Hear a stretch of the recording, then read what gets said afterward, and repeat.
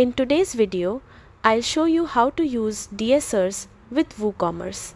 First, open your browser and go to the DSers website, log in with your account or sign up if you don't have one yet. Once logged in, go to the platform selection page and click WooCommerce. A pop-up will appear, click Install, which will take you to the WooCommerce login page.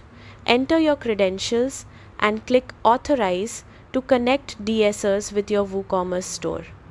With your store connected, you can search for products from suppliers like AliExpress. Import the ones you want to sell into your DSers import list. Then, customize product details like titles, descriptions, variants, and pricing to match your brand.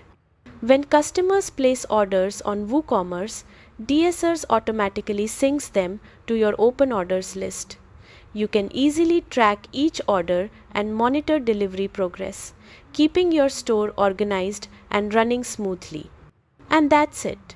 You're ready to manage and automate your WooCommerce store with DSers.